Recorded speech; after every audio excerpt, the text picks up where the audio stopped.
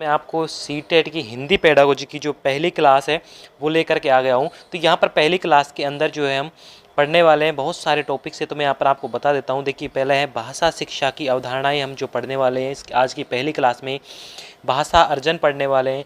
इसके बाद भाषा अधिगम पढ़ेंगे, अधिगम के प्रकार पढ़ेंगे, भाषा शिक्षण के सिद्धांत, भाषा के कार्य और भाषा विकास की बोलने एवं सुनने में भूमिका। तो ये सारे टॉपिक्स जो हम आज की पहली क्लास में कंप्लीट करने वाले हैं। तो चलिए एक एक टॉपिक को जो है, एक एक कंटेंट को जो हम कंप्लीट करते हैं। तो फ्रेंड्स, इससे पहले आप वीडियो को अच्छी लगे तो वीडियो को लाइक कर दीजिए, चैनल पर नए हो तो चैनल को सब्सक्राइब कर लीजिए। तो चलिए शुरू करते हैं हिंदी पेडागोजी की, एक एक टॉपिक को लेना हम स्टार्ट करते हैं।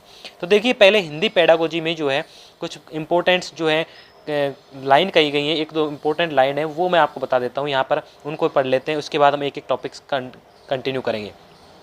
तो पहला, हिंदी जो भारत की है वो एक राजभाषा है। तो ये आपको ऐसे कैसे नोट कर लेना, अपनी कॉपी में पेपर पेन अपने साथ लेके बैठें, आप इसमें नोट कर लीजिए। आपका एक भी हिंदी पेडागोजी का क्वेश्चन बाहर से नहीं आएगा, सारे क्वेश्चन आपके यहीं से कंप्लीट होना है। लेकिन आपको रटना नहीं है, एक एक कंटेंट को, एक एक टॉपिक को समझना है। समझ पर आधारित आजकल जो है सीटेट के क्वेश्चन आते हैं, ना कि रटने पर। तो आप एक एक टॉपिक को ध्यान से समझिए, एक एक लाइन को ध्यान से समझिए। तो हिंदी भारत की जो एक राजभाषा है, राजभाषा है ना कि राष्ट्रभाषा। तो आपको ध्यान रखना है, हिंदी भारत की क्या है, राजभाषा है, राष्ट्रभाषा नहीं है। दूसरी बात है कि संविधान की 8वीं जो अनुसूची है उसमें 22 भाषाएं शामिल की गई है। कौन सी अनुसूची में? 8वीं अनुसूची में 22 भाषाएं शामिल की गई। कौन कौन सी हैं? असमिया है, बांग्ला, गुजराती, हिंदी, कन्नड़, कश्मीरी, कोंकणी, मलयालम, मणिपुरी, मराठी, नेपाली, उड़ीसा, पंजाबी, संस्कृत, सिंधी, तमिल, तेलुगु, उर्दू, बोडो, संथाली, मैथिली और डोगरी। ये 22 भाषाएं आपको याद रख लेनी है, क्योंकि इन्हीं में से क्वेश्चन इस तरीके से पूछा जाता है कि संविधान की इनमें से कौन सी भाषा है जो संविधान की 8वीं अनुसूची में है। आपको ऑप्शन में, जैसे मान लीजिए वहाँ ऑप्शन में दे दिया, ऑप्शन में आपको आ गया असमिया आ गया, ऑप्शन बांग्ला आ गया, गुजराती आ गया, और एक कोई सी भी अलग भाषा दे दी गई जो कि संविधान की 8वीं अनुसूची में नहीं है। तो और प्रश्न आ गया कि संविधान की 8वीं अनुसूची में कौन सी भाषा नहीं है। तो आपको इन तीनों को छोड़ करके जो चौथी भाषा है उसको टिक करना होगा। तो यहाँ पर इस तरीके से क्वेश्चन बनता है। तो इन 22 भाषाओं को आप याद कर लीजिए। तो संविधान की 8वीं अनुसूची में कितनी भाषाएं शामिल हैं? 22 भाषाएं शामिल है। ठीक है। नेक्स्ट कि भारतीय संविधान के अनुसार जो है इंग्लिश लैंग्वेज एक सहयोगी प्रशासनिक भाषा है। सहयोगी प्रशासनिक भाषा का मतलब कि हम एक तरीके से हिंदी को भी जो है अगर कन्वर्ट करके इंग्लिश में सीख सकते हैं धीरे धीरे, क्योंकि हम हिंदी सीख गए और मान लीजिए किसी के पास पहले इंग्लिश है, जैसे अब इंग्लैंड के कोई है व्यक्ति तो वो पहले सीखता है इंग्लिश, इंग्लैंड के व्यक्ति, अब वो क्या करेगा, इंग्लिश से जो है ट्रांसलेट करके वो हिंदी को सीखना शुरू करेगा। तो इस तरीके से जो है एक इंग्लिश एक सहयोगी प्रशासनिक भाषा के तौर पर भी कार्य करती है। ठीक है। अगली है कि शास्त्रीय भाषाएं। अब वो 22 भाषाएं जो पढ़ी थी वो तो थी 8वीं अनुसूची में 22 भाषाएं। अब आपको यहाँ पर शास्त्रीय भाषाएं मतलब कि क्लासिकल लैंग्वेज भी आपको यहाँ पर याद करनी है। क्लासिकल लैंग्वेज में है तमिल, संस्कृत, कन्नड़, तेलुगु, मलयालम और उड़िया। ये 6 भाषाएं जो हैं क्लासिकल लैंग्वेज हैं, शास्त्रीय भाषाएं हैं। आरटीई के अनुसार राइट टू एजुकेशन मतलब राइट टू एजुकेशन, शिक्षा का अधिकार अधिनियम 2009 के अनुसार मातृभाषा के माध्यम से अधिगम की अनुशंसा जो है क्लास 8 तक के लिए, मतलब कक्षा 8 तक जो बच्चा है उसको उसकी मातृभाषा में, उसकी क्षेत्रीय भाषा में ही पढ़ाना चाहिए, ना कि हिंदी उसकी क्षेत्रीय भाषा को छोड़कर किसी और लैंग्वेज में। तो क्लास 8 तक जो बच्चे को मातृभाषा में पढ़ाना चाहिए। ठीक है। अब हमारा टॉपिक भाषा शिक्षा की अवधारणाएं। अब देखिए, भाषा शिक्षा की अवधारणा में एक एक टॉपिक है, भाषा शिक्षा की अवधारणा। ठीक है। तो भाषा शिक्षा की अवधारणा में पहला है चुनौतीपूर्ण अवधि की परिकल्पना, मतलब कि एक बच्चे को जो है चुनौतीपूर्ण कार्य करने के लिए दिए जाने चाहिए एक एक चुनौती क्योंकि जब बच्चा चुनौतियों को स्वीकार करेगा तभी वो जो है कुछ करके सीखेगा। मतलब कि जब बच्चा चुनौती को स्वीकार करेगा तो ही वो लर्निंग बाय डूइंग करेगा। लर्निंग बाय डूइंग मतलब कि करके सीखेगा। जब चुनौतियों को एक्सेप्ट नहीं करेगा तो कुछ करना नहीं सीखेगा, और जब कुछ करेगा नहीं तो वो सीखेगा नहीं। तो इसलिए जब चुनौती बच्चे को एक्सेप्ट करेगा तो वो लर्निंग करेगा, मतलब कुछ करेगा, और उसके थ्रू जो वो लर्निंग बाय डूइंग मतलब कि कुछ सीखेगा। ठीक है। बोधगम्य निवेश, बोधगम्य निवेश का मतलब होता है कि बच्चे को अंडरस्टैंडिंग कराई जाए, बोधगम्य निवेश कराया जाए, उसकी समझ पर आधारित निवेश कराया जाए, उसे समझा कर पढ़ाया जाए, ना कि रटने पर। रटने को तो बिल्कुल भी ध्यान नहीं देना है, जहाँ भी रटना आ जाए आपको बिल्कुल इसको नेगेटिव वर्ड मानना है। रटना तो बिल्कुल नहीं है बच्चे को क्या करानी है, अंडरस्टैंडिंग करवानी है। अंडरस्टैंडिंग के थ्रू ही बच्चे को पढ़ाना है, ना कि रटने पर, ठीक है। सकारात्मक पुनर्बलन, अब सकारात्मक पुनर्बलन क्या होता है, देखिए सकारात्मक पुनर्बलन मतलब कि बच्चे को प्रोत्साहित करना है किसी कार्य के प्रति, ये नहीं कि उसे हतोत्साहित कर दिया, सकारात्मक पुनर्बलन देना है।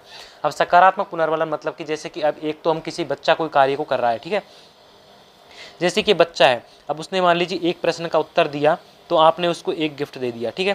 फिर उसने दूसरे प्रश्न का उत्तर दिया तो भी आपने एक गिफ्ट दे दिया, तीसरे प्रश्न का उत्तर दिया तो भी एक गिफ्ट दे रहे हैं। तो ये काम आपको नहीं करना है, बल्कि क्या करना है कि जैसे कि मान लीजिए किसी ने साल भर के अंत में, या फिर जो एक बच्चे ने 10 लगातार जो 10 प्रश्नों के या फिर कोई भी 10 प्रश्नों के आंसर दे दिए उसने समझ पर आधारित करके, तो आपको उसको एक प्राइज़ दे देना चाहिए। ये नहीं कि हर प्रश्न पर, अगर आप हर प्रश्न के उत्तर देने के बाद एक प्राइज़ देंगे तो ये उसका नेगेटिव पुनर्बलन होगा, मतलब कि नेगेटिव रेइंफोर्समेंट होगा, नकारात्मक पुनर्बलन होगा, जो कि बच्चे को नहीं करना है। क्योंकि ऐसा करने से जो बच्चे की में हीन भावना आ जाती है, हीन भावना मतलब कि बच्चा सिर्फ उसको लेने के लिए अट्रैक्टिव होगा, लेकिन उसको कुछ करने के लर्निंग बाय डूइंग नहीं कर पाएगा। तो इसलिए बच्चे को सकारात्मक पुनर्बलन देने चाहिए। अब मान लीजिए आप सीटेट की ही तैयारी कर रहे हैं, तो ये थोड़ी कि आप हर प्रश्न का आंसर देते जा रहे हैं तो मैं आपको शाबाशी दूँ, नहीं, बल्कि आप जब सीटेट का प्रश्न पेपर क्वालिफाई कर लोगे तो उसके बाद जब आपको क्वालिफाई जो आपको शाबाशी मिलेगी वो उसके बजाय ज़्यादा बेटर होगी, वो उसके बजाय आपको सकारात्मक पुनर्बलन देगी। अब मैं आपको हर प्रश्न का जवाब दें, आप मेरे हर प्रश्न का जवाब दोगे और मैं आपको एक प्राइस दूं हर बार प्रश्न के बाद, तो आप सोचोगे कि ये प्राइस तो सर हर बार देते हैं। लेकिन अगर मैं वहीं आपको एक ही प्राइस दूँ सीटेट के पेपर के पास होने के बाद, जो कि आपका टारगेट है, तो वहाँ पर आपको ये रहेगा कि ये जो अचीव है, ये इस गोल को हम भी प्राप्त करें, इस प्राइस को हम प्राप्त करें, तो उसमें एक अलग ही मजा है। तो यहाँ पर बच्चे को जो है सकारात्मक पुनर्बलन दिया जाना चाहिए, या कि नकारात्मक पुनर्बलन, ठीक है। तो ये भाषा शिक्षा की अवधारणा है। अब देखिए भाषा अर्जन, अगला टॉपिक आ गया भाषा अर्जन। अब भाषा अर्जन लैंग्वेज एक्विजिशन। अब लैंग्वेज एक्विजिशन मतलब कि जो बच्चा है भाषा को अर्जित करता है, जो कि उसमें क्षमता जन्मजात होती है। अब जन्मजात मतलब कि भाषा अर्जन कहाँ करता है बच्चा, अपने घर में, मतलब अपने परिवार में रह करके। पहली तो भाषा अर्जन कहाँ रह करके करता है बच्चा, परिवार में, मतलब कि अपने माता पिता के पास में, ठीक है। और वो भी कैसे होती है, स्वतः होती है भाषा। भाषा अर्जन की प्रक्रिया क्या होती है, स्वतः होती है। उसके परिवार में रह करके सीखता है बच्चा, अपने आस पड़ोस में रह करके सीखता है, जिसको सीखने में किसी प्रकार के व्याकरण की आवश्यकता नहीं होती। उसको सीखने के लिए बच्चे को किसी प्रकार के व्याकरण की आवश्यकता नहीं होती, औपचारिक साधनों की आवश्यकता नहीं होती, मतलब कि उसको बिना सीखे ही हम उस भाषा को अर्जित कर लेते। जैसे कि बच्चे के सामने उसके माता पिता आस पड़ोस जैसा बोलते हैं वैसा ही वो बोलने का करता है, उनका अनुकरण करते हैं, सीखता है, और उसके थ्रू वो बच्चा भाषा बोलना सीख जाता है। तो वही चीज़ यहाँ पर है, देखिए कि बच्चा जो है भाषा अर्जन एक ऐसी प्रक्रिया है जिसके अंतर्गत बच्चा अपने आसपास के वातावरण, परिवार में रहकर भाषा को सीखता है। मतलब कि बच्चा अपने आसपास का वातावरण, मतलब कि आस पड़ोस हो गए जो भी हैं, और परिवार में माता पिता, भाई बहन, चाचा चाची, दादा दादी, इनके साथ में रह करके जो है भाषा को सीखता है, ठीक है। वह दूसरों का अनुसरण करके भाषा को सीखता है, मतलब कि जैसा बड़े बोलते हैं वैसा ही वो बच्चा है जो बोलने की कोशिश करता है। और यह एक प्राकृतिक प्रक्रिया है, मतलब कि एक जन्मजात प्रक्रिया है, इसमें कोई कृत्रिम तरीका नहीं अपनाया जाता है। जब छोटा बच्चा धीरे धीरे उसका विकास होता जाता है तो अपने आप ही जो बड़ों का अनुसरण करके भाषा सीखता जाता है। इसके लिए कोई औपचारिक साधनों की आवश्यकता नहीं होती, मतलब कि किसी भी तरह की बुक्स की, व्याकरण की, TLM की, टीचिंग लर्निंग मटेरियल की, किसी भी प्रकार की सामग्री की आवश्यकता नहीं होती। ये क्या होती है, इसे ही कहते हैं हम एक मातृभाषा या फिर क्षेत्रीय भाषा होती है, जो कि अपने परिवार, आस पड़ोस या फिर माता पिता के पास में रहकर जो सीखी जाती है उसे हम क्षेत्रीय भाषा या फिर मातृभाषा कहते हैं। तो मेरे ख्याल से आपको यहाँ पर भाषा अर्जन का जो टॉपिक है वो समझ आ गया होगा। अब भाषा अर्जन से संबंधित कुछ महत्वपूर्ण बिंदु है कि भाषा अर्जन से संबंधित महत्वपूर्ण बिंदु देखिए, भाषा अर्जन जो कहाँ रहकर किया जाता है, एक तो परिवार में, मतलब कि परिवार में, आस पड़ोस में, वहाँ से रह कर के सीखा जाता है। भाषा अर्जन की प्रक्रिया कैसी होती है, स्वाभाविक होती है। भाषा अर्जन की प्रक्रिया स्वाभाविक होती है और कैसी होती है, सरल होती है। भाषा अर्जन की प्रक्रिया जो है अपने आप होती है, स्वाभाविक सरल हो गई। भाषा अर्जन की प्रक्रिया प्राकृतिक होती है। भाषा अर्जन के लिए किसी प्रकार के औपचारिक साधनों की आवश्यकता नहीं होती, औपचारिक साधनों की आवश्यकता नहीं होती, हम अपने यहाँ पे सीख जाते हैं भाषा को। तो वही जो इम्पोर्टेंट पॉइंट है वो यहाँ पर है। देखिए भाषा अर्जन की जो प्रक्रिया है, भाषा अर्जन की जो प्रक्रिया है वो सहज और स्वाभाविक होती है। किसी प्रकार की व्याकरण की इसमें आवश्यकता नहीं होती। सहज और सरल, सहज और स्वाभाविक मतलब कि जन्मजात होती है, हम उसे अपने आप सीखते जाते हैं। जैसे जैसे बड़े का अनुसरण करते हैं वैसे वैसे हम भाषा को सीख जाते हैं। इसमें किसी भी प्रकार के व्याकरण की आवश्यकता नहीं होती। जब बच्चा छोटा होता है तो वो कोई व्याकरण का उपयोग नहीं जानता, वो सिर्फ भाषा को समझना जानता है, वो सिर्फ भाषा को बोलना जानता है, लेकिन उसको कोई व्याकरण की आवश्यकता नहीं होती, वो अपने आप ही जो उसको सीख जाता है। ठीक है, भाषा अर्जन में सर्वाधिक महत्व परिवार व समाज का होता है। मतलब कि जब बच्चा छोटा होता है शुरू में कहाँ होता है, परिवार में, और परिवार के बाद में वो कहाँ आता है, समाज में, मतलब कि अपने आस पड़ोस में, तो वो समाज हो गया। तो भाषा अर्जन में सर्वाधिक महत्व किसका होता है, परिवार और समाज का होता है। ठीक है, ये हो गए भाषा अर्जन से संबंधित इंपोर्टेंट बिंदु जो कि आपको याद रखने। यहाँ से आपका पेपर में पक्का क्वेश्चन आता है भाषा अर्जन और भाषा अधिगम से। अब नेक्स्ट टॉपिक है भाषा अधिगम। अब देखिए भाषा अधिगम क्या होता है। भाषा का मतलब तो होगी हमारी भाषा, और अधिगम का मतलब होता है सीखना, कि जो भाषा हमारे द्वारा सीखी जाती है उसको कहते हैं भाषा अधिगम। अब हम भाषा कौन सी सीखते हैं, जैसे कहाँ से सीखते हैं हम, स्कूल से। तो भाषा अधिगम का पहला पड़ाव कहाँ हो जाता है, स्कूल। और जबकि भाषा जो अर्जन की हमने अर्जित की भाषा, उसका पहला पड़ाव कहाँ था, परिवार। अब हम भाषा अधिगम कर रहे हैं तो इसका पहला पड़ाव मतलब कि भाषा कहाँ से सीखेंगे हम, स्कूल से सीखेंगे। तो अधिगम का तात्पर्य, इसमें अधिगम का तात्पर्य होता है सीखना। और किसी भी प्रकार के अधिगम मतलब कि जो लर्निंग की क्रिया है, सीखने की क्रिया है, वो क्या चलती है, जीवन भर चलती है। मतलब कि जन्म से लेकर के मृत्यु तक की जो क्रिया है वो अधिगम की चलती रहती है, जीवन भर अधिगम चलता रहता है। अब अधिगम करेंगे हम किसी भी भाषा का, मान लीजिए हम हिंदी भाषा का सीख रहे हैं या फिर जो है अंग्रेजी सीख रहे हैं। मान लीजिए किसी की मातृभाषा हिंदी है, अब ये मातृभाषा हो गई हिंदी, और वो सीख रहा है अब इंग्लिश भाषा। अब वो इंग्लिश भाषा सीख रहा है तो इंग्लिश के लिए उसे क्या चाहिए, व्याकरण चाहिए, व्याकरण सीखेगा पहले। औपचारिक साधन चाहिए, मतलब कि बुक्स या फिर TLM चाहिए उसे, तभी तो वो सीखेगा। तो औपचारिक साधनों की आवश्यकता होगी। और जो भाषा अधिगम की प्रक्रिया है वो क्या होगी, जटिल। मतलब कि भाषा अधिगम की प्रक्रिया कैसी होगी, जटिल होगी,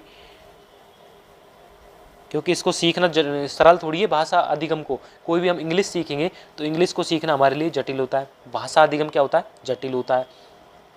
तो वही चीज़ यहाँ पे है कि अधिगम का तात्पर्य है सीखना, और किसी भी प्रकार के अधिगम की प्रक्रिया है वो जीवन भर चलती है, मतलब कि जन्म से लेकर के मृत्यु तक की चलती रहती है। इसमें औपचारिक साधनों की आवश्यकता होती है, औपचारिक साधनों की आवश्यकता होती है। भाषा अधिगम में नियम और व्याकरण का प्रयोग किया जाता है। व्याकरण के बिना हम इंग्लिश भाषा को नहीं सीख सकते, और इसे द्वितीय भाषा के नाम से जानते हैं। इसे किस भाषा के नाम से जानते हैं, दूसरी भाषा के नाम से, कि हमने जो दूसरी भाषा भी सीख ली। बहुत से कहते हैं ना कि मुझे 2 भाषा आती है, कि पहली तो मेरी मातृभाषा जैसे हिंदी हो गई और दूसरी इंग्लिश, तो द्वितीय भाषा के नाम से जानते हैं जो भाषा हम सीखते हैं उसको। ठीक है, भाषा अधिगम से संबंधित कुछ इंपॉर्टेंट बिंदु जो है कि इसमें क्या होता है कि भाषा से संबंधित इसमें भाषा के नियम सीखे जाते हैं। जब भाषा के नियम सीखेंगे तो ही हम जो दूसरी भाषा को सीख पाएंगे, बिना नियम के हम दूसरी भाषा को सीख नहीं पाएंगे। औपचारिक शिक्षा के द्वारा किया जाता है। औपचारिक साधन मतलब कि TLM मतलब कि इसमें बुक्स की ज़रूरत होगी, बुक्स के बिना हम नहीं सीख सकते। जो भाषा अधिगम है, कोई भी भाषा हम सीखेंगे। भाषा अधिगम कहाँ से शुरू होता है, विद्यालय में प्रारंभ होता है। तो इसका पहला पड़ाव कहाँ हो गया, विद्यालय। तो अगर पेपर में प्रश्न आ जाए कि भाषा अधिगम कहाँ से प्रारंभ होता है, तो ऑप्शन लगा देना जहाँ भी विद्यालय लिखा हो जाए। भाषा अधिगम में बच्चों को प्रयास करना पड़ता है, बिल्कुल सही है। जब तक बच्चे प्रयास नहीं करेंगे तब तक भाषा अधिगम नहीं सीख पाएंगे। लेकिन वहीं भाषा अर्जन में जो बच्चों को प्रयास नहीं करना पड़ता वो अपने आप ही सीख जाते हैं। ठीक है, इसके बाद भाषा अधिगम में व्याकरण की आवश्यकता होती है, जो कि मैंने आप पहले बता दिया कि बिना व्याकरण के भाषा अधिगम नहीं सीख सकते। भाषा अधिगम में शिक्षक चाहिए, विद्यालय चाहिए, पाठ्यपुस्तकें, पाठ्यक्रम और शिक्षण पद्धतियाँ आदि की भूमिका रहती है। इन सब के बिना हम जो भाषा अधिगम को नहीं सीख सकते। और भाषा अधिगम की प्रक्रिया कैसी होती है, जटिल होती है, कॉम्प्लेक्स होती है, क्योंकि इसको सीखना कैसा होता है, कॉम्प्लेक्स, ना कि सरल। तो भाषा अधिगम की प्रक्रिया होती है जटिल। ठीक है, भाषा अधिगम में स्कूल में जाएंगे तो शिक्षक की चाहिए, विद्यालय चाहिए स्कूल के लिए, पाठ्यक्रम होंगी, पाठ्यपुस्तकें होंगी, टीचिंग पद्धतियाँ, शिक्षण पद्धतियाँ होंगी, तभी जा करके जो भाषा अधिगम हो पाएगा, अन्यथा भाषा अधिगम नहीं हो पाएगा। ठीक है, अब चलते हैं हम नेक्स्ट टॉपिक, अधिगम के प्रकार। तो देखिए अधिगम मतलब कि सीखने के प्रकार, लर्निंग के प्रकार। तो पहला है क्रियात्मक अधिगम। क्रियात्मक अधिगम मतलब क्रियाओं पर ध्यान देना। अब क्रियाओं पर ध्यान कैसे देंगे, मतलब कि शारीरिक क्रिया, जो भी शारीरिक क्रिया, हलचल, गतिविधि होगी, उन क्रियाओं पर और उनके स्वरूप पर, गति पर ध्यान दिया जाता है, उसे कहते हैं हम क्रियात्मक अधिगम। क्रिया करके सीखना ही क्रियात्मक अधिगम कहलाता है। क्रियात्मक अधिगम में सीखने के लिए क्रियाओं के स्वरूप और क्रियाओं की गति पर ध्यान दिया जाता है। ठीक है, शरीर की जो भी शारीरिक क्रिया होगी उसको क्रियात्मक अधिगम के अंतर्गत रखा गया है। दूसरा अधिगम है शाब्दिक या फिर वाचिक अधिगम। अब देखिए शाब्दिक या वाचिक अधिगम होता है मतलब कि बोलकर संकेतों, चित्रों, शब्दों, अंकों आदि के माध्यम से जो अधिगम किया जाता है। बोलकर शब्दों के माध्यम से, शाब्दिक नाम से ही पता लग रहा है, शब्दों, शाब्दिक, चित्रों, संकेतों आदि के और अंकों आदि के माध्यम से सीखना जो प्रक्रिया जो होती है उसे शाब्दिक या फिर वाचिक अधिगम कहते हैं। तो आप इनको नोट्स भी कर लेना साथ में ताकि आपको दोबारा पढ़ने की जरूरत नहीं। मैं यहाँ पर आपको एक एक टॉपिक जो है बिल्कुल समझा रहा हूँ आसानी से। ठीक है, तो शाब्दिक और वाचिक अधिगम, शाब्दिक का मतलब शब्दों से, चित्रों से, संकेतों से और फिर जो है अंकों से आदि के माध्यम से जो सीखने की प्रक्रिया होती है उसे शाब्दिक या वाचिक अधिगम कहते हैं। दूसरा प्रकार का अधिगम हो गया, पहला क्रियात्मक अधिगम, दूसरा शाब्दिक या वाचिक अधिगम और तीसरा है विचारात्मक अधिगम। अब विचारात्मक अधिगम मतलब विचारों के थ्रू, विचारों या फिर भावों, आपके मन में जो भाव होते हैं उनके थ्रू जो अनुभवों को देखकर, सुनकर और विचार करके जो सीखने की प्रक्रिया है, विचार करके सीखने की प्रक्रिया इसके अंतर्गत आती है। विचारात्मक अधिगम व्यक्ति समाज में दैनिक जीवन के अनुभव को देखकर या फिर जो सुनकर और विचार करके जो है सीख जाता है। तो इस प्रकार के अधिगम को क्या कहते हैं, विचारात्मक अधिगम, जिसमें देखकर, सुनकर और विचार करके जो है अधिगम ग्रहण किया जाता है। ठीक है, अब है नेक्स्ट टॉपिक, भाषा अर्जन एवं भाषा अधिगम के संबंध में विद्वानों के विचार। भाषा अर्जन और भाषा अधिगम के संबंध में कुछ विद्वान थे, तो उन्होंने क्या क्या अपने विचार दिए थे, उनके बारे में एक एक करके हम पढ़ लेते हैं। तो पहला दिया था यहाँ पर वाइगोत्स्की ने। वाइगोत्स्की साइंटिस्ट है जिन्होंने क्या कहा कि बच्चों की भाषा जो है समाज के साथ संपर्क का परिणाम है। समाज के साथ मतलब कि वाइगोत्स्की जहाँ पर भी आपको पेपर में दिखे और ऑप्शन में आपको दिखे कि समाज, तो आपको समाज पर ही टिक कर देना है। मतलब कि वाइगोत्स्की के अनुसार बच्चे जो है समाज में रहते हैं। बच्चे कहाँ रहते हैं, समाज में, और समाज में रहकर कि बच्चा जो अनुकरण के माध्यम से कैसे करके सीखता है, भाषा को निर्माण करना सीखता है, भाषा को बोलना सीखता है और उस बात समाज में। तो वाइगोत्स्की के अनुसार बच्चा समाज में ही सारे कार्य सीख भाषा को विकास करता है, समाज के थ्रू ही बच्चे में भाषा का विकास होता है। दूसरे हैं अपने भाई साहब पियाजे भाई साहब। अब पियाजे भाई साहब क्या कहते हैं कि पियाजे के अनुसार संज्ञानात्मक तंत्रों की भांति परिवेश के साथ अंतःक्रिया के माध्यम से, परिवेश मतलब कि वातावरण के साथ अंतःक्रिया के माध्यम से विकसित होती है। ये लाइन कभी कभी पेपर में ऐसे की ऐसी आ जाती है, जैसे कि अभी दोस्त जो साइंटिस्ट के नाम को मैं बता रहा हूँ उनके सामने कि आप इनको मिलान कीजिए कि कौन से साइंटिस्ट ने कौन से लाइन कही, मतलब कि कौन से ने क्या नियम दिया। अब जैसे कि वाइगोत्स्की ने बताया कि वाइगोत्स्की ने कि बच्चों की भाषा जो है समाज के साथ संपर्क का परिणाम है, वहीं पियाजे ने क्या कि संज्ञानात्मक तंत्रों की भांति परिवेश मतलब वातावरण के साथ अंतःक्रिया के माध्यम से बच्चों में भाषा विकसित होती है। ठीक है, तो अब यहाँ पर पढ़ते हैं हम नोम चोम्स्की। देखिए नोम चोम्स्की के अनुसार जो है नोम चोम्स्की के अनुसार भाषा अर्जन की क्षमता बच्चों में कैसी होती है, बालकों में जन्मजात होती है और भाषा की व्यवस्था को पहचानने की शक्ति के साथ पैदा होता है।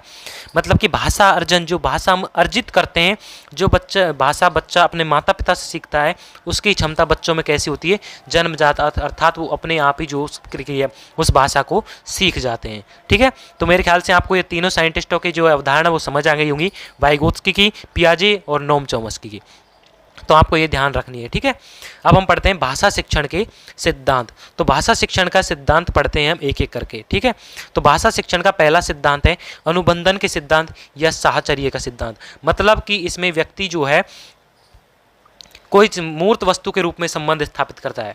जैसे कि मूर्त वस्तु, जैसे बच्चा जो होता है वो इन्फेंसी स्टेज, मतलब कि शैशवावस्था में जब बच्चा होता है, तो बच्चा, अब हम बच्चे को कोई वस्तु दिखाएंगे, जैसे कि बच्चे से कहा हमने कि कोई वस्तु दिया, खिलौना दिया या फिर कोई वस्तु दी, पेन, मान लीजिए बच्चे को हमने पकड़ा दिया पेन, तो पेन कहेंगे तो बच्चा सिर्फ पेन शब्द को ही समझेगा। लेकिन अब बच्चे के सामने मान लीजिए बाद में कभी पेन दे दिया और बच्चे से पूछा कि ये क्या है, तो बच्चा उस चीज़ को नहीं पहचान पाएगा। तो इस चीज़ में क्या किया जाता है बच्चे के साथ में, कि बच्चे को मूर्त चीज़ दी जाती है। मतलब पेन शब्द कहने के साथ में उसको पेन वस्तु भी दी जाती है, पेन वस्तु भी दिखाई जाती है उसको। अब पेन शब्द बोला हमने और उसके साथ में अगर हम उसको साथ में बच्चे को पेन भी दिखा देंगे कि इस तरीके का पेन होता है, तो बच्चे के सामने जब वो वस्तु दोबारा आएगी तो वो बच्चा उस वस्तु को पहचान जाएगा कि ये पेन है। इसी प्रकार से जब बच्चे को पानी पिलाने के लिए कहा जाए, पानी का शब्द कहा जाए, तो पानी शब्द जब कहा गया तो उस समय बच्चे के सामने पानी ला दीजिए, मतलब बच्चे को पानी दिखा दीजिए। जब बच्चा पानी को देखेगा और फिर पानी शब्द मुझसे बोलेंगे कि ये बेटा ये पानी है, तो बच्चा उससे क्या करेगा, संबंध स्थापित कर लेगा उस शब्द और वस्तु के बीच में। जब पानी शब्द और पानी वस्तु के बीच में संबंध स्थापित हो जाएगा तो बच्चे उसको साचर्य मतलब अनुबंध के सिद्धांत से उसको संबंध स्थापित करेंगे और फिर सीख जाएंगे। जब बच्चे के सामने दोबारा हम पानी को लेके आएंगे तो बच्चा कहेगा ये तो पानी है, ये चीज़ पेन है। तो इस तरीके से बच्चे को मूर्त चीज़ देना, मूर्त प्रक्रिया के थ्रू जो है बच्चे को सिखाना, वो क्या कहलाती है, अनुबंधन का सिद्धांत कहलाता है। ठीक है। दूसरा है अनुकरण का सिद्धांत। अब अनुकरण का सिद्धांत क्या है, देखिए अनुकरण का सिद्धांत मतलब कि बड़े को अनुकरण करना, बड़े की चीज़ों को अनुकरण करना। अब बच्चा जो होता है वो बड़े का अनुकरण करता है। जैसे कि बच्चा अपने परिवार में रहता है, समाज में रहता है, वातावरण में जो रहता है, परिवेश में जो रहता है, उनका अनुकरण करता है, बड़ों का अनुकरण करता है। माता पिता परिवार में जैसी भाषा बोली जाती है उसी भाषा का अनुकरण बच्चा करता है। समाज में जैसी भाषा बोली जाती है उसी का अनुकरण मतलब कि नकल करके बच्चा भाषा को सीखता है, नकल करके उसी तरह के व्यवहार को सीखेगा। अब परिवार में यदि परिवार की भाषा में दोष है, गुण में दोष है, तो बच्चे में भी उसी तरीके का गुण दोष आएगा। गुण है या फिर दोष है तो उसी तरीके का गुण दोष जो है बच्चे में भी आएगा, समाज के थ्रू, परिवार के थ्रू। तो बच्चे का जो गुण दोष है वो समाज और परिवार पर निर्भर करता है, क्योंकि बच्चा किस प्रकृति के थ्रू सीख रहा है, अनुकरण की प्रवृत्ति के थ्रू सीख रहा है। और जब बच्चा अनुकरण की प्रवृत्ति के थ्रू सीखता है तो उसमें जो भी गुण दोष आएगा वो किसके थ्रू आएगा, अनुकरण की प्रवृत्ति के थ्रू जो आएगा वो कहाँ से आएगा, परिवार और समाज से ही आएगा। ठीक है। तो अब नेक्स्ट सिद्धांत पढ़ते हैं। नेक्स्ट है अभिप्रेरणा एवं रुचि का सिद्धांत। अभिप्रेरणा, रुचि या फिर पुनर्बलन का, रेनफोर्समेंट का थ्योरी। ठीक है। तो रेनफोर्समेंट थ्योरी क्या होती है, देखिए यहाँ पर समझते हैं। अब देखिए अभिप्रेरणा, रेनफोर्समेंट। देखिए अभिप्रेरणा का मतलब होता है रुचि या फिर रुचि का सिद्धांत। अब रुचि का सिद्धांत का मतलब क्या होता है, ये देखिए जब बच्चे को किसी कार्य के लिए हम सफलता अभिप्रेरित करती हैं, किसी कार्य की सफलता हम अभिप्रेरित करती है कि हम और कार्य को बेहतर करें, और किसी कार्य की असफलता, किसी कार्य की सफलता उसमें हम उस कार्य में कितनी रुचि लेते हैं। अब कोई कार्य बच्चा करेगा, अब जैसे बच्चा मान लीजिए लर्निंग सीख रहा है, अधिगम सीख रहा है। अब आप यहाँ पर सीटेट की तैयारी करने के लिए आइए, मान लीजिए आप यहाँ पर आए हैं सीटेट की तैयारी। अब मान लीजिए आप इनर मोटिवेटेड नहीं होते तो आप सीटेट की तैयारी करने यहाँ पर नहीं आते, और इनर मोटिवेट नहीं होते तो सीटेट की, ना तो आप सीटेट की तैयारी करते, ना ही आप यहाँ पर मेरी वीडियो इस वक्त देख रहे होते, मुझे देख रहे होते। तो यहाँ पर ध्यान रहे कि जब तक बच्चा इनर मोटिवेटेड ना होगा, रुचि नहीं लोगे, तब तक आप उस वस्तु में जो भी कार्य आप कर रहे हो उसमें जब तक रुचि नहीं लोगे, अपने आप को अंदर से प्रोत्साहित नहीं करेगा उस कार्य को सीखने के लिए, तब तक आपको सफलता नहीं मिलेगी। तो किसी कार्य की सफलता, अब आपको करना है सीटेट का पेपर पास, तो आपको यहाँ पर इस चीज़ की सफलता है कि हम सीटेट का पेपर पास हो जाएगा अगर हम मेहनत करेंगे। तो यहाँ पर आपकी मेहनत ही जो रंग लाएगी। तो आप सीटेट की सफलता के लिए ही कार्य कर रहे हैं, आपके अंदर रुचि है, आपके अंदर कार्य को करने के लिए जो है अभिप्रेरणा है, मोटिवेशन है, इनर मोटिवेशन। तो यहाँ पर अभिप्रेरणा रुचि का सिद्धांत मतलब आपके अंदर मोटिवेशन होना, इनर मोटिवेशन, आपकी अभिप्रेरणा, आप कितनी रुचि लेते हैं उस कार्य को करने के लिए। तो आपकी सफलता इस कार्य पर निर्भर करती है कि आप उस कार्य के प्रति कितना जो रुचि लेते हैं। बालक का शिक्षा के प्रति रुचि और उत्साह उसे सीखने के लिए प्रेरित करता है। अब जब आप में रुचि और उत्साह होगा तो आप उस कार्य में सीखने के लिए उत्सुक हो गए। अब आप सीटेट का पेपर पास करने के लिए यहाँ पर पढ़ने आए तो आपके अंदर रुचि है, उत्साह है, तभी तो आप यहाँ पर सीटेट के लिए सीखने के लिए आए हैं। अतः शिक्षण, अब सीटेट के लिए आपको क्या क्या जरूरी है, पाठ्य पुस्तक चाहिए, पाठ्यक्रम चाहिए, पाठ्य सामग्री होगी, और फिर उसका निर्माण चयन बच्चों के अनुरूप रुचि के अनुसार होना चाहिए।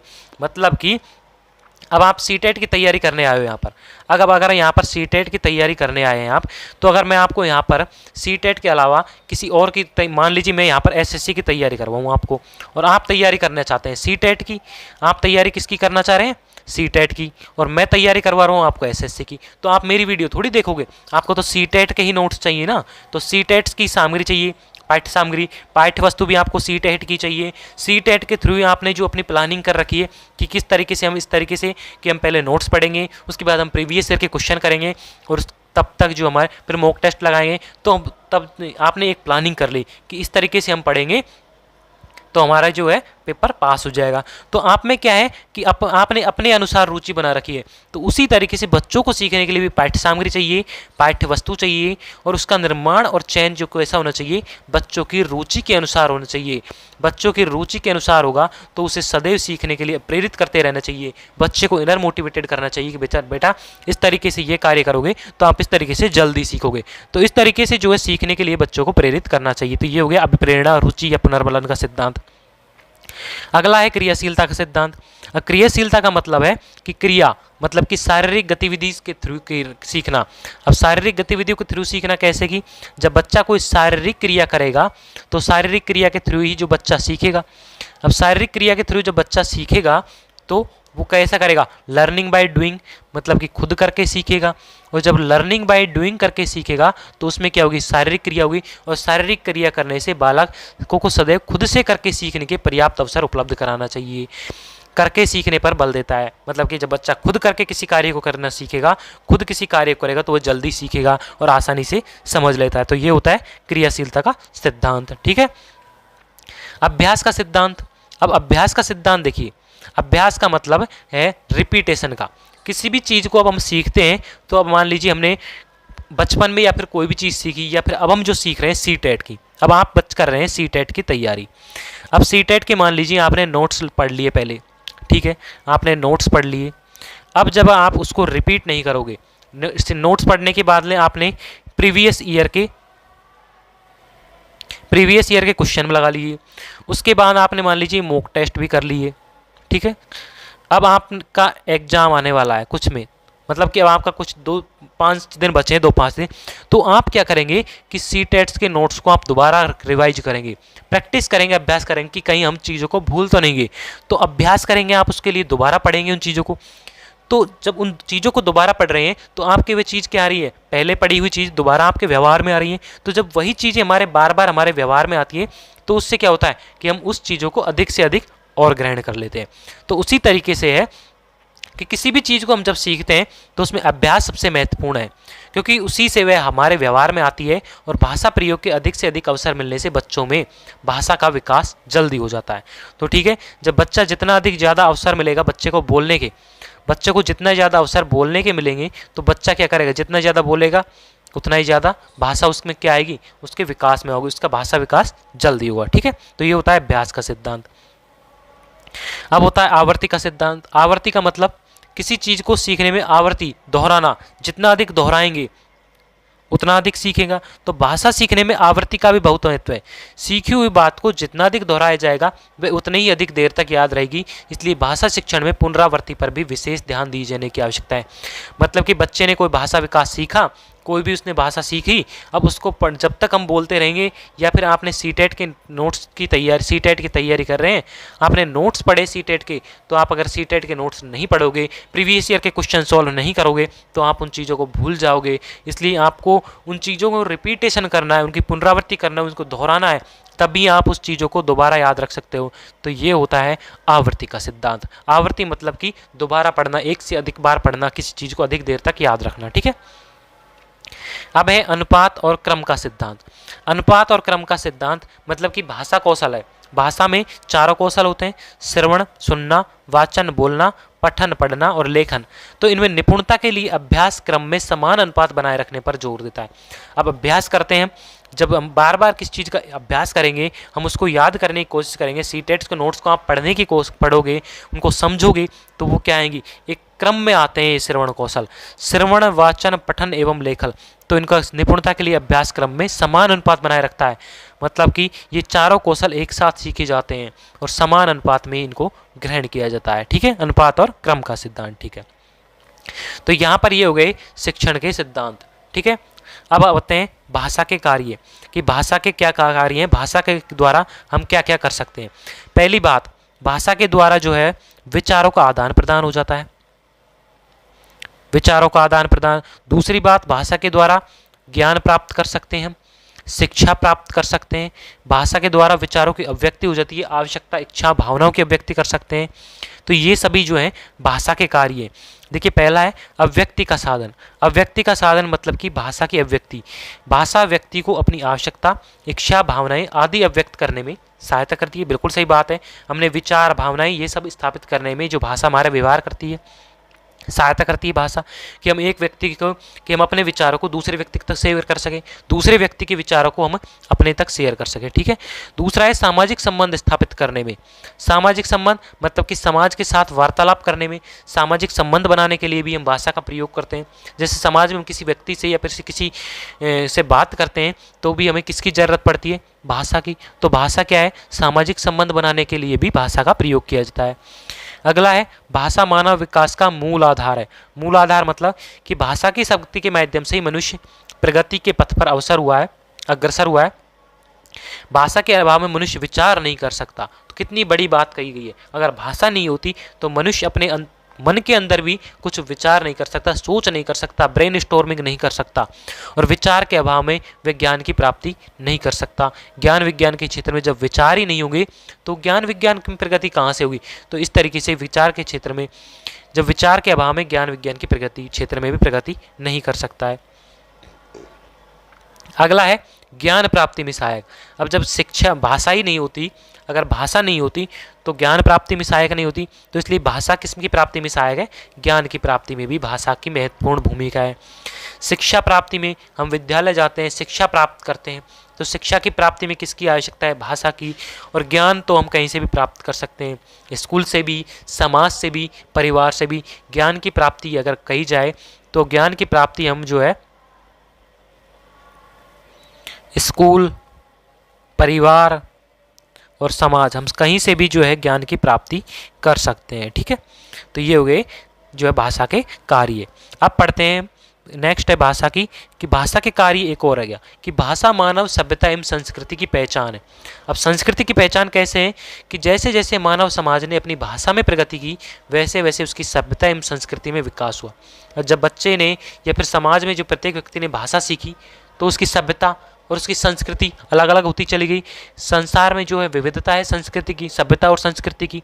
ज्ञान विज्ञान के क्षेत्र में प्रगति हुई है और श्रेष्ठ साहित्य का सृजन हुआ है। तो भाषा के द्वारा ही जो है इन सभी कार्यों में सांस्कृतिक विविधता में भी मिलती है, भाषा के कारण ही। और जो संस्कृति और सभ्यता के विकास में भी जो भाषा की महत्वपूर्ण भूमिका है। ठीक है। अब है भाषा के विकास में सुनने की भूमिका। अब भाषा के विकास में सुनने की भूमिका मतलब कि जब भाषा होगी, विकास हो जाएगा, तो उसके द्वारा हम क्या क्या सुन सकते हैं, किस तरीके से हम जो है सुनकर के ही, केवल सिर्फ सुनकर के जो है हम क्या क्या ग्रहण कर सकते हैं। ठीक है। तो वो बात यहाँ पर कही गई कि बच्चा अपने परिवार, समाज, लोगों को बोलते हुए सुनता है और उनका अनुकरण करना करता है और बोलने की कोशिश करता है। सिर्फ सुनकर के ही जो बच्चा है अपने बड़ों को, माता पिता को, दादा दादी को या फिर जो समाज के लोगों को है वो बोलते हुए सुनता है, और फिर उन्हीं को देख करके वो क्या करता है कि मैं भी इस तरीके से बोलना सीखूं। तो बच्चा उन्हीं को अनुकरण करता है, उन्हीं का अनुसरण करता है और फिर उसी तरीके से क्या करता है, बोलने की कोशिश करता है। ठीक है।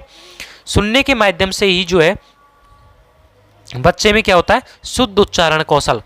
सुनने का बच्चा, कोई मान लीजिए मैंने कहा कि जैसे कि अभी कोई वाक्य ले लेता हूँ मैं, एक अशुद्धियाँ। अब ठीक है, अशुद्धि एक वाक्य लिया मैंने।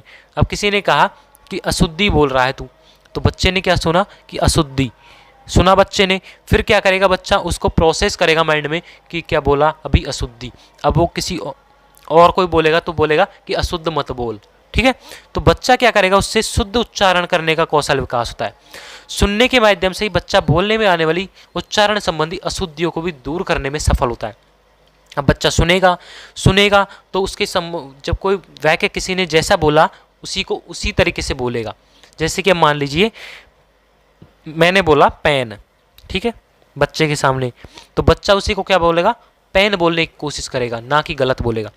इधर दूसरा शब्द बोला मैंने कैप, तो बच्चा पहले क्या करेगा कि इन दोनों में अंतर करेगा कि ये पेन और कैप दो अलग अलग हैं। फिर जब उसे पेन की ज़रूरत होगी तो उसी तरीके से पेन शब्द बोलेगा। तो उच्चारण में संबंध में जो अशुद्धियाँ होती हैं उनको धीरे धीरे वो दूर करने की सफल हो जाता है। ठीक है। सुनने के माध्यम से ही जो है एक बालक के शब्द भंडार में, उसके शब्दों का भंडार में जो है वृद्धि होती है और जिससे उसकी भाषा विकास में भी वृद्धि होती चली जाती है। ठीक है, सुनना जो है ध्वनि के विभेदीकरण का सबसे अच्छा माध्यम है। ध्वनि के विभेदीकरण का मतलब कि ध्वनि में अलग अलग जो ध्वनियाँ आती है उसके विभेदीकरण का जो सबसे अच्छा माध्यम है। सुनकर के द्वारा जो बालक है स्वर के उतार चढ़ाव को सीख जाता है। अब जब बालक सूखनेगा तो हम क्या करते हैं, जैसे कि कभी तो हम धीरे बोलते हैं, कभी हम तेज बोलते हैं, तो बालक उसी तरीके का व्यवहार सीखता है कि कब हमने शब्दों का जो है उतार मतलब कि धीमी आवाज़ में प्रयोग किया, कब हमने जो है शब्दों का तेज आवाज़ के साथ में प्रयोग किया। जब गुस्सा आ जाता है तो व्यक्ति तेज आवाज़ के साथ में प्रयोग करता है और जब नॉर्मली बात करता है तो धीमी आवाज़ में बात करता है। तो बालक जो उस शब्दों के उतार चढ़ाव को भी सीख जाता है। ठीक है, नेक्स्ट है कि सुनने के माध्यम से जो है बच्चा दूसरों की भावनाओं और विचारों को जान पाता है।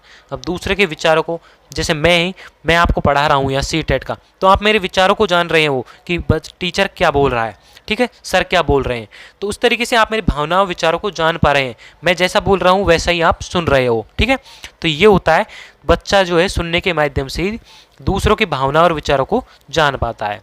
अगला है सुनना भाषा अन्य कौशलों के विकास में भी सहायक होता है। अन्य भाषा कौशल कैसे कि जो है लिखना है, पढ़ना है और बोलना, तो इन सभी के कौशल में भी क्या होता है, सहायक होता है सुनना। ठीक है, तो सुनना है वो लिखना, पढ़ना और बोलने के कौशल में भी सहायक होता है, जैसे वाचन कौशल, लेखन कौशल में विकास में होता है। ठीक है, तो ये सभी सुनना और अन्य कौशल के विकास में भी सहायक होता है। अब ये तो हो गई सुनने में भूमिका भाषा कौशल विकास की। अब है भाषा विकास में बोलने की भूमिका।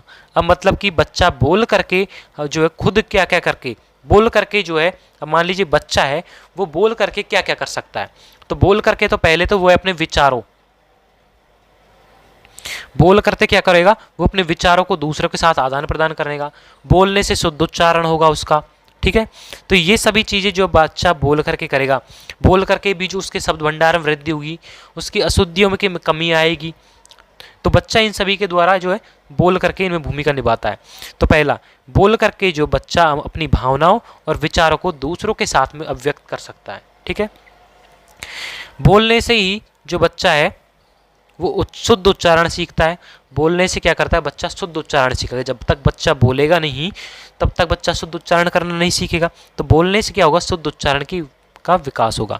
बोलकर ही बच्चा कुशलता भाषा प्रवाह प्राप्त करता है। मतलब कि कुशल भाषा का प्रवाह, कुशल भाषा वक्ता, एक बहुत जो कहते हैं ना कवि, जिसको भाषा पर बहुत अच्छी पकड़ होती है, उस तरीके से भी जो एक बच्चा धीरे धीरे जो है भाषा पर अपनी अच्छी पकड़ बना लेता है। अगला है बातचीत के द्वारा सामाजिक संबंधों का निर्माण होता है। जब तक हम किसी व्यक्ति से बातचीत नहीं करेंगे तब तक वो व्यक्ति हमें नहीं पहचान पाएगा, ना हमारे विचारों को, ना हमारे भावनाओं, हमारे व्यवहार को नहीं पहचान पाएगा। तो बोल करके ही, बातचीत के द्वारा ही जो है सामाजिक संबंधों का निर्माण होता है। और जब हम समाज के किसी व्यक्ति से बातचीत नहीं करेंगे तो सामाजिक संबंध नहीं होगा। तो जब हम बोलेंगे तो उससे हमारे व्यवहार का, उससे हमारे आचरण का, इन सभी के बारे में हमारी भावनाओं का पता लगेगा। तो वो सामाजिक संबंध स्थापित करने में भी जो भाषा की, बोलने की भूमिका होती है। ठीक है, तो ये यहाँ पर जो है आपकी आज के पहली क्लास में जो टॉपिक है वो कंप्लीट हो चुके हैं। तो फ्रेंड्स, आपको वीडियो अच्छी लगी हो तो वीडियो को लाइक कर दीजिए, चैनल पर नए हो तो चैनल को सब्सक्राइब कर लीजिए, और आपको अगली सी-टेट की जो और इम्पोर्टेंट नोट्स हैं, टॉपिक हैं, वो आपको अगली क्लास में मिलेंगे। तो फिलहाल आज के लिए इतना ही, मिलते हैं अगली वीडियो में।